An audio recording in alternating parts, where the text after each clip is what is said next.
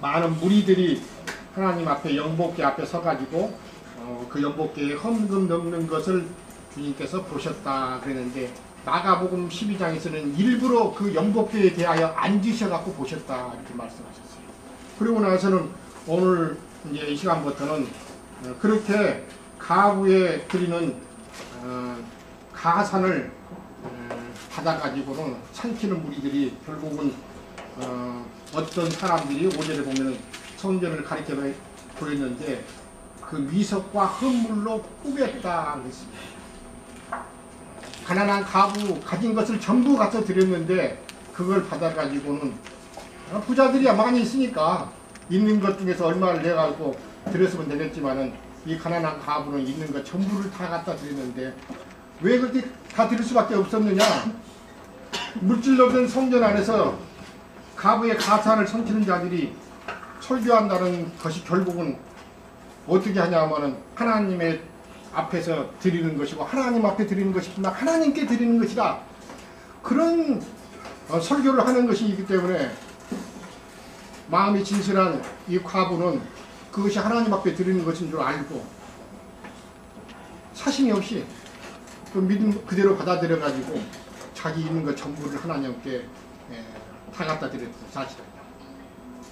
그렇기 때문에 결국은 이 가난한 가부의 가산을 삼킨 바 되고, 오늘날은 또 어때요? 가산을 삼킬 뿐만 아니라 모질해 가지고 있으면 현금 없으면 뭐라고요? 은행에 융자 좀 내 가지고 통장으로 이체를 해갖고 들게끔 하는 거예요. 아주 수법도 훨씬 더 다양해지고 갈취하는 방법도 더 훨씬 더 교활하고 강교한 걸 볼 수가 있어요. 그리고는 다 빚더미에 나앉게 돼 있죠, 사실은. 그런 방식으로 지금 많은 사람들의 진리를 알지 못하는 것입니다. 왜 그렇게 됐냐면 그들이 다 하나님 앞에 드리는 것으로 미혹하고 하나님께 드리는 것이라고 미혹하기 때문에 사람들이 안 드릴 수가 없는 것이죠. 우리 형제자매들은 이제는 이제 진리를 다 알아버렸기 때문에 하나님 앞에 드리라 되니까 빨리 많이씩 드립시오 하면 어때요? 아마 안 드릴 거예요. 다 가버릴지 모르겠어요, 사실은. 뭔 소리 하는 것이냐고. 그런데 진리를 모르는 그 사람들에게는 하나님 앞에 드려야 되는 것이기 때문에 빚을 내서도 다 드려야 됩니다. 그러니까는 융자까지 다 받아서 있는 거 없는 거 다 틀어갖고 그 헌금을 갖다 드리는 거죠, 사실은.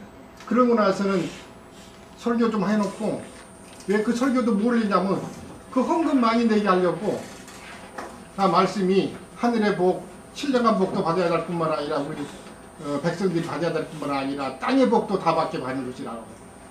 그래서 그런 성경들만 또 찾아서 다 복 받는 성경, 하늘의 복, 땅의 복 다 받는 것이기 때문에 하나님만 믿는다고 하면 얼마나 좋겠어요, 사실은. 그 설교를 하고 나서 그 다음에 헌금을 많이 내기 위해서 또 길게 기도해야 됩니다. 이 사람 저 사람 또 뭐 위에 있는 대통령에서부터 총수하고 미화하는 그 분들에 있는 것까지 다 땅에 있는 사람들의 그런 일에까지 전부 기도를 하다 보니까 당연히 길게 기도할 수밖에 없는 거죠, 사실은. 주님 앞에 기도하는 것은 주님도 길게 기도 안 하셨어요. 너희는 이렇게 기도하라면서 그 기도에 가르쳐 주신 거 봐봐요. 아주 짧게 했어요, 사실은. 저도 어떨 때는 나인데도 마찬가지 길게 기도하는 내용이 있는데 앞으로 좀 짧게 더 해야 되겠는데, 사실은. 이게 이런 모습들을 보면서 그들이 미혹해서 사람들을 갈취하는 방법이 얼마나 추단했어요. 그러니까 다 그 앞에는 하나님께 드리는 것으로, 하나님 앞에 드리는 것으로 이렇게 미혹해서 가르치니까 사람들이 안 낼 수가 없죠, 사실. 하나님 앞에 드린다는데 어떻게 안 낼 수 있겠어요? 결국은 근데 그게 하나님 앞에 드리는 것이 아니라 자기 배를 채우는 것으로 드리고, 결국은 그걸 가지고 하나님이 그하시지도 않은 그 헌물과 드려진 것으로 결국은 미석으로 꾸며가지고 큰 성전이라 해가지고 그것을 아주 꾸며가지고 그곳에 누가 앉아있어요, 사실은요. 다니엘서에 보시면은 뭐라 했냐면 미운 물건이 날개를 의지해서 서 있는 곳이 그것일 것이라 이렇게 말씀드렸어요.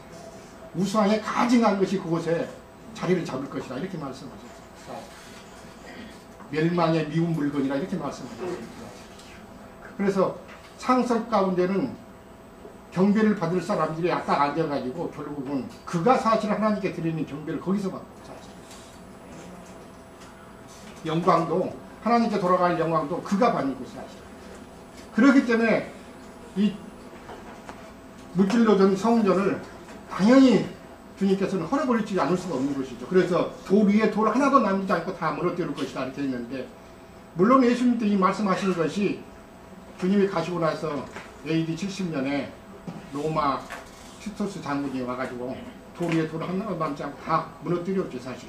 그 시대에 그때 또 이루었습니다 사실. 그런데 그 영이 다 살아나가지고 계속해서 지금도 종교적인 배경에 이 바리새인 서기관들의 그 영은 영을 낳기 마련이기 때문에 어떤 영은 계속해서 그 영을 낳아서 오늘까지도 유전되어서 어떤 사람들의 심령들 안에 자리 잡고 있어서 동일하게 헌금이나 명목으로 갈취해가지고 물질로 된 성전 짓는다는 자들은 다 어떤 사람들이에요? 오늘 나오는 바리새인 서기관들의 안에 있는 그 거짓의 영이란 말이에요 사실. 예, 결국은 다 그곳에서 예배드리는 것은 다 어디에 드리는 거예요? 우상에서. 예, 우상에게 드리는 것입니다. 아까 사도행전에 보면 광야 40년 동안에 어떻게 하나님 앞에 너희가 제사한 적이 있느냐? 14판의 별을 받들었다 그랬습니다. 사실. 하늘의 별, 하늘에 있는 마귀에게 우상에게 제사하는 곳이다 사실. 계시록 18장에서는 그것이 무슨 초소가 되었다고 그랬어요? 예, 각종 더러운 영과 귀신의 초소가 되었고 하늘에 있는 각종 가증한 새의 초소가 되었다 그랬습니다. 이것들을 놔두면 안 되죠 사실은. 돌 위에 돌 하나도 없이 다 무너뜨릴 날이 지금 올 것이라 이렇게 말씀하셨습니다. 그러면서 주님이 마지막 때에 관한 말씀을 연결시키신 걸 볼 수가 있습니다. 그래서 오늘날도 마찬가지입니다.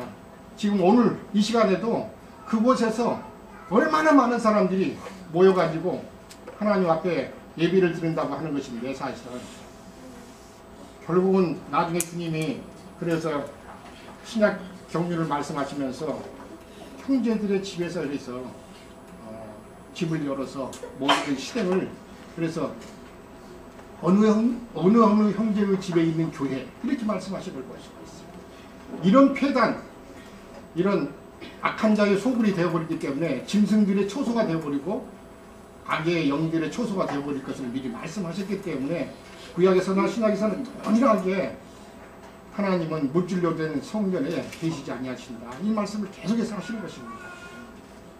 이게 이미 이사야서 선지자, 그 앞에 있는 선지자도 에레미야 선지자도 동일하게 마찬가지입니다.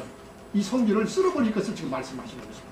결국은 그 말씀과 같이 에레미야 시대를 지나서 결국은 쓸어버림을 당하고 나서 다시 오늘 예수님께 지은 성전은 헤롯 대왕을 통해서 지어진 성전이기 때문에 그때의 에레미야나 이사야 때의 성전이 아닙니다. 사실은 쓸어버림을 당하고 나서 또 지은 것입니다. 사실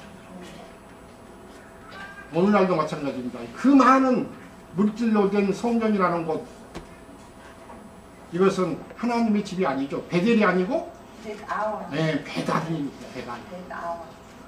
우상의 집이라는 뜻입니다. 사실 이런 진리를 형제자매들은 분명하게 알으셔야죠. 다시는 우리가 신앙이 또 혹시 뒤로 물러가서도 그런 무리들 가운데 또 그런 실행하는 것에 종교적인 배경으로 물러가지 않기를 속에서 계시 가운데 분명하게 보셔야 됩니다. 나머지는 이제 언제 이런 일이 일어날 것이며 그 다음에 이런 일이 일어날 때는 어떤 징조가 일어날 것이냐 이런 말씀을 하셨는데 그러면서 주님께서는 사람의 미혹을 받지 않도록 주의하라 이런 말씀으로 지금 이어지는 것인데 아마 우리 형님이 그런 말씀들은 이어서 해주실 거라고 믿고 저는 이 가난한 가부들의 가산을 삼키는 물질로 된 성전이 하나님 앞에 얼마나 악한 것인가를 그곳에서 예배드리는 것이 과연 하나님 앞에 예배드리는 것인가